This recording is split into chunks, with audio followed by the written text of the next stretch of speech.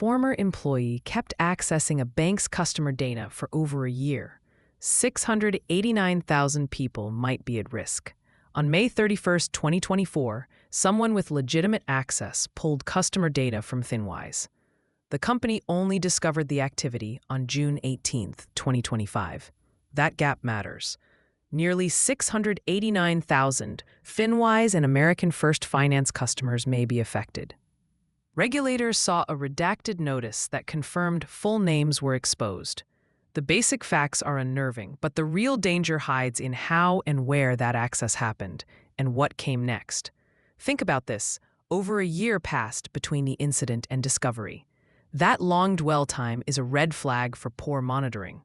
Attackers or insiders who roam for months can copy, combine, and weaponize data slowly.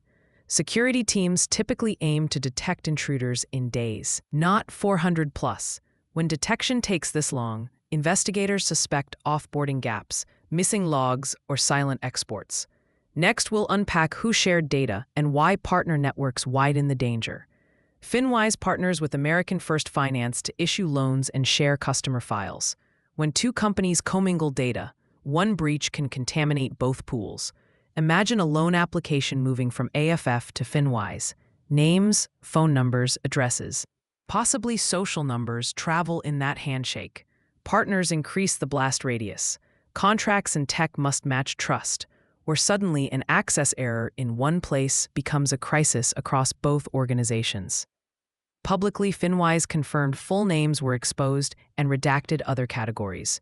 Names alone rarely permit full identity theft, but they become powerful when paired with addresses, dates of birth, or account numbers. Attackers use those combinations for targeted phishing and account takeovers. Because the company withheld details, treat this as a potential high-risk event and act like additional sensitive data could be involved. Next, concrete steps you can take right away. Step 1. Enroll in the free credit monitoring FinWise offers as soon as you get the activation code. Monitoring alerts you when new accounts or unusual inquiries appear in your file. It is not a cure, but it buys time and signals suspicious activity. Sign up quickly, enable notifications, and treat any alert as a trigger to investigate. I'll walk through stronger defenses next, including the one thing that blocks new accounts altogether. Understand the difference. A fraud alert asks lenders to verify identity. A credit freeze stops new credit entirely until you lift it. A credit lock is a convenience product offered by bureaus. Freezes give the strongest, legally backed protection and cost you nothing. If you can do one action today, place a freeze. It prevents someone from opening new accounts in your name, even if they hold some of your data. To freeze your credit, contact Equifax, Experian, and TransUnion. Each bureau provides a KIN or code to lift the freeze later.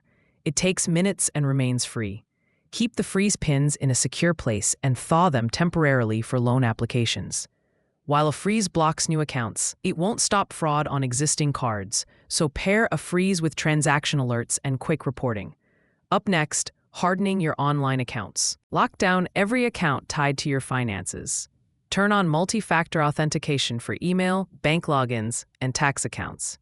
Use a password manager to generate and store long, unique passwords.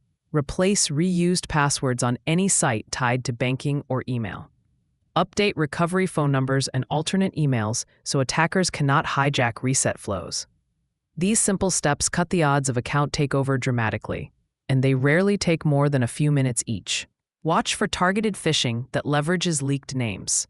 Attackers craft believable messages referencing your loan or recent application.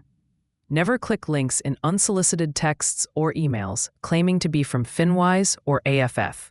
Go directly to official sites and verify. If you suspect SSN exposure, consider an IRS identity protection PIN to block fraudulent tax filings. Keep a fraud log, dates, calls, confirmation numbers. That paper trail matters if you must prove fraud later. Quick mid-video recap. A former employee accessed FinWise data. Discovery lag exceeded a year. About 689,000 customers potentially affected, and names were confirmed exposed. You should enroll in credit monitoring, consider a freeze, enable MFA, and monitor accounts.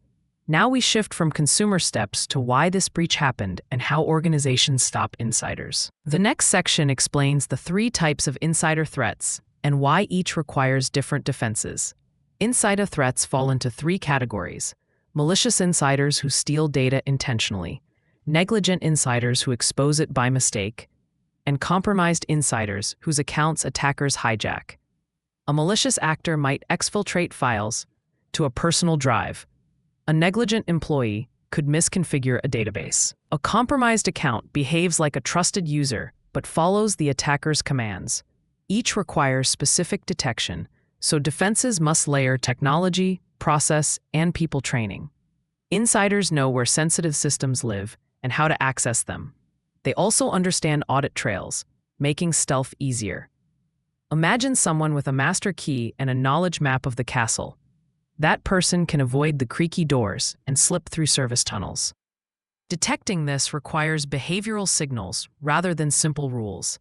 Which signals matter? Up next, I'll explain common offboarding failures that let former employees keep keys. Offboarding failures are shockingly common. Companies forget accounts in shadow SaaS tools, legacy databases, or third-party portals. I once heard of an admin account in a forgotten test system that stayed active for years. If HR and IT don't automate revocation via SSO and provisioning protocols, every terminated worker is a ticking time bomb. Test offboards regularly and use automated scripts to revoke access across all systems immediately. Poor logging and weak monitoring lengthen dwell time. When systems produce sparse logs or obscure events, security teams chase ghosts. Bulk exports during odd hours, impossible travel logins, or data pulls by dormant accounts signal trouble. Tools like user and entity behavior analytics help spot those anomalies. Without them, unusual access blends into noise, and attackers exploit that silence to copy or exfiltrate data unnoticed. If you're running an organization, get identity management right first. Centralize identity with single sign-on. Automate provisioning and deprovisioning with SCIM, and audit accounts frequently. Test your offboarding using simulated terminations. Map every application and service, including shadow IT. These moves stop many problems before they start and cut cleanup time dramatically when incidents occur. Next, we cover access controls that limit damage even when credentials leak. Enforce least privilege and segment systems. Give people only the rights they need. Use privileged access management to grant temporary admin rights and log every session. Think of access as timed keys that expire automatically. Regularly recertify permissions so permission creep gets cut away. These steps reduce the number of users who can reach sensitive data and shorten the window an attacker can exploit. Protect the data directly. Classify it. Apply data loss prevention policies, and encrypt sensitive fields both at rest and in transit. DLP can block email attachments or cloud uploads containing customer records. Record access to your crown jewel databases and review those logs daily. When combined with behavioral analytics, these controls spot and stop exfiltration attempts before data leaves the environment. Vendor and partner risk matters. Contracts must require logging, timely breach notification, and offboarding of partner accounts. Segment partner access so a vendor compromise doesn't expose all customer records. Fintech deals often share application data. Validate partner controls and run joint incident response drills. If you outsource critical services, treat audits and continuous monitoring as a non-negotiable cost of doing business. If you think you are affected, wait for official notice but act now. Watch your mail and email closely. Enroll in the offered monitoring, and place a credit freeze if you can. Keep a dated log of every call, code, and confirmation number. If you spot fraud, use identitytheft.gov to launch a recovery plan and file disputes immediately.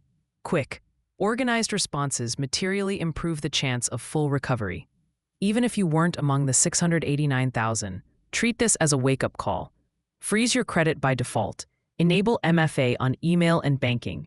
Use a password manager, and check credit reports several times a year. Small, consistent habits compound into strong defenses. Security isn't about a single giant wall. It's about many small, reliable locks acting together.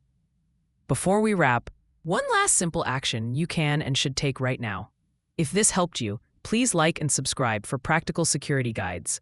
Comment if you have questions about freezes or identity protection, and I'll answer them.